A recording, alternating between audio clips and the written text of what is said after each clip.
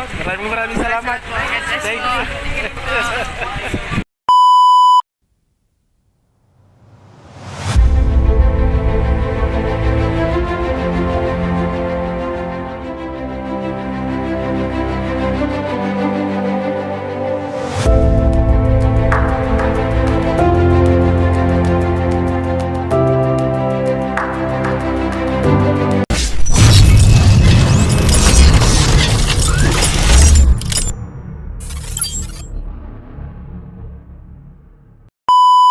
Hello guys! Welcome sa my YouTube channel. This is Kuya Potpot Vlog, no? At meron tayong isang reaction video, no? Mula po ito sa aking live reaction video kahapon, guys, kung saan ay aking nireaksyonan yung isang komento po ni Ma'am Genevieve, no? Ng Orange Country, California, kung saan no, nag-comment siya dun sa live ni Kalinga Pedro na nag-o-offer siya ng Disneyland ticket and hotel accommodation if ever na makakapag-travel po ang EDSI sa US. Yan. At syempre, bago tayo magsimula ay mag-shoutout muna tayo. No? May galap shoutout po sa ama ng Kalingap na si Kuya Bal Santos Matubang at Edna Vlogs, Kalingap Rob, 10 ng kanyang mga kasamahan. At syempre, may galap shoutout po sa lahat po ng sumusuporta sa buong team Kalingap. Isang mapagpalang umaga po, tanghali o gabi mga Kalingap, saan man kayong sulok na mundo naroon. Naway lagi po kayong gabayan ng ating poong may kapal. At yan guys, no, tuloy-tuloy na tayo. Guys, no, dito sa aking naging reaction video kahapon ay sumagot po, no, nag-comment din po si Mama Genevieve, no, ng Orange Country, California. At ito ang kanyang naging komento. So, sa aking naging reaction video upload sa kanyang comment sa nakaraang live po ni Kalinga Pedro, no. So, basahin natin guys. No, hi Kuya Potpot, thank you. I was surprised you featured my comment in Kalinga Pedro's live. I've been a solid Kalingap Edu and EDSI supporter, but I'm also watching Kalingap Rob, Kuya Bal, and K-Voice and others vloggers, reactors, and Team Kalingap. No? Yes, I can sponsor their Tokyo Disneyland tickets. I'll message Kalingap Edu if their Japan trip will come through in his FB Messenger. So, ayan guys, naging komento po ni Ma'am Genevieve, no, ng Orange County, California.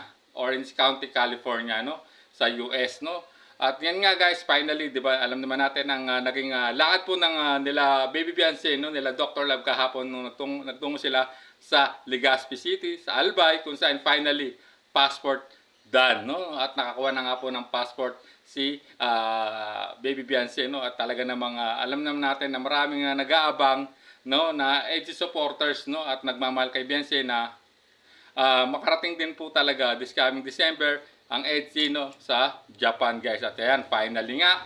At dito, no, at napakagandang balita nito, no. Hoping, no, at ipag-pray natin sana matuloy sila, sana magkaroon sila ng or bigyan sila ng pagkakataon na magkaroon sila ng Japan visa para makarating po talaga, no, ng Japan offers ever out of the country ni Beyonce kung sakasakaling ito'y matuloy. At dito napakagandang balita ang nag-aabang sa kanya sa EDSI, no.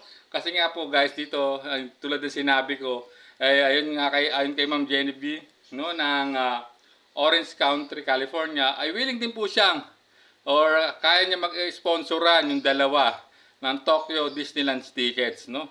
At ito yung kanyang gagawin pag na-confirm niya na, no, talagang matutuloy yung Japan trip po ng EDSI at nila Kalingap Rob, no.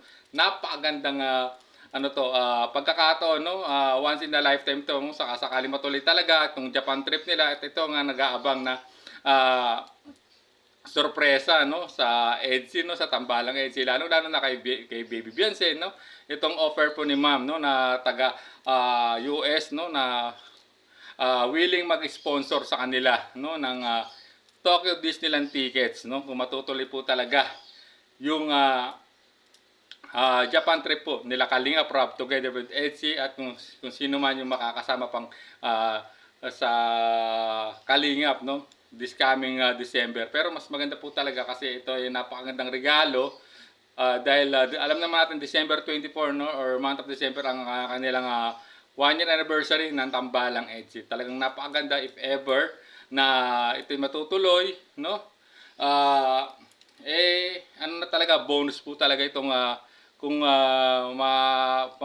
makakarating po or makakapag-pasyal sila, no, sa Tokyo Disneyland, which is napakaganda rin naman po, no, sa Tokyo. Although sa Hong Kong may Disneyland din, no. So ayan, pero ang Disneyland, tulad sinabi ko, ay nag-originate po sa US. So ayan, hoping, no, na talagang matuloy to, at siyempre, no, patuloy din natin suportahan itong buong team Kalingap, no, at huwag na tayo magtampo guys kay Kalingap Rob, no, kung banggit naman tungkol po doon sa medyo maaantala ng konti ang pagpapagawa ng bahay, pero hindi sinabing titigil, no, maaantala lang. Siyempre tayo siyempre naiintindihan natin si Kalingap Rob, at siyempre naglilikom pa yan ng pondo, no, o dagdag pondo para po maagaran ng matapos tong pabahay po kay Baby Beyonce, guys. So sana ay wag niyo pong iba sa tawag niyo na pong bigyan ng negatibong opinion, no, yun sa naging sinabi ni Kalingap Rob. Although nga na medyo nagkaroon ng konting aberya doon sa nakarang live niya nung nabanggit niya po yun, pero hindi po yun yung ibig sabihin porket mag-i-stop ay talagang hindi na matutuloy yung pabahay po kay Beyonce. So nagkataon lang ng konting problema, pero hoping ay tulad naman sinabi niya, magagawa ng paraan niya, no, kung talagang ganun talaga at medyo talagang luwag pa sa budget, pero hindi ibig sabihin hindi na itutuloy yung pabahay kay BBMC. At guys, sa mga grupong na mga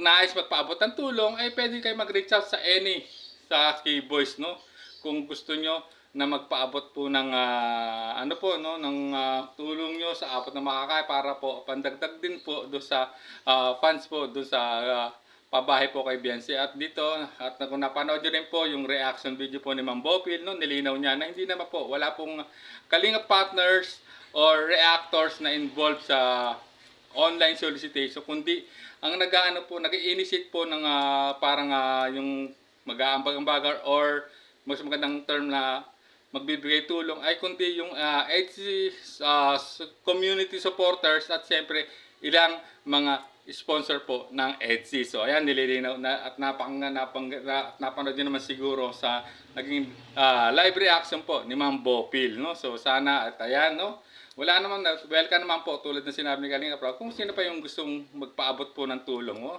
na pandagdag po sa funds, highly appreciated po yan ng buong team Kalingap. At siyempre pwede nyo yan na ipaabot through sa mga cables, no, sa kanila, no, kung hindi nyo ma-reach out po si Kalingap Rob, guys. So ayan, at dito sa ating naging topic ngayon ay napakagandang balita to, no, itong nangyari dahil ang raming nag-aabang, nagkakaroon ng agam-agam, baka hindi na makakuha po ng Philippine passport si Beyonce dahil nga, no, nagpaplano po si Kalingap Rob na isama ang EDSI sa Japan para sa kanilang doon i-celebrate ang kanilang first year anniversary, no.